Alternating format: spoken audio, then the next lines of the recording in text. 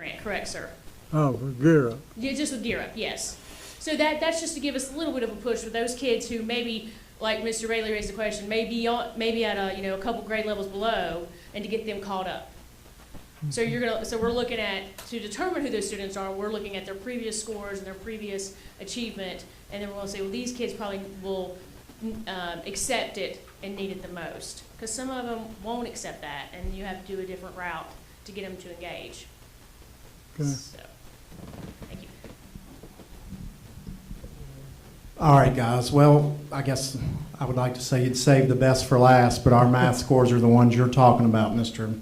Hodges. So, which we're not proud of, and we were a little disappointed because, we've been doing, since Gail Webb was our school, we've been doing SAT seminars, and we've worked hard, and Annabelle's not here for that reason, but she could probably tell you about the seminars and what we've tried to do. And our English numbers did go up 6% in English, which we were pretty proud of, but those numbers are still low, and our math did go down a couple percentage points. But some of the things we've talked about, number one, it's no secret that we've not had certified math teachers for a few years now. So again, I'm not an excuse maker, but it's kind of like the old coach says that you got to first hire a good coach and then you coach those players up. And so we're excited that of the 4 we have in place that are now all certified. We're excited about having them in place and then seeing if we can get our numbers up. And number one thing that I have said and is we need to, going back to what Anna said about the SAT, it's still kind of new to us. We were an ACT, Mark remembers we were ACT school for years. And we had that mindset even back to right before we moved over that we talked about SAT or ACT, getting our promise numbers up and so on. But the one thing we want to do with the SAT this year that we talked about as a staff is understanding the SAT. It's a hard test, but I don't know how much of us understand that test and understand the GSA we've been given for years in West Virginia, and it's manipulated by our that's a test we make.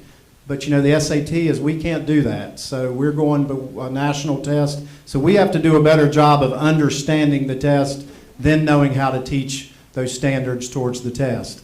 And that goes along with our teachers, administrators, our teachers, and then to our students.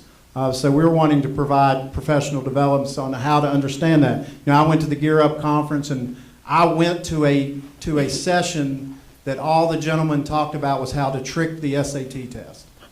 And our kids struggle with the fact that you have 4 answers and 2 of them are right, and they have to figure out which one of those are right. And if you're a student, I would have looked at the first answer and said, that looks pretty good, I'm answering it.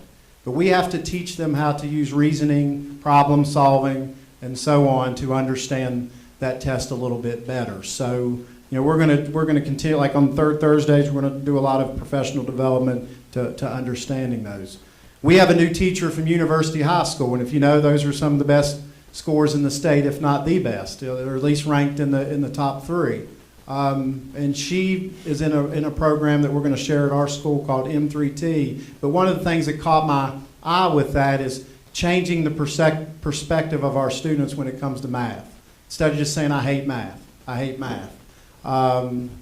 And she is going to work with us on how to change and have kids like math, maybe even love math more, and then maybe we may see some results on that.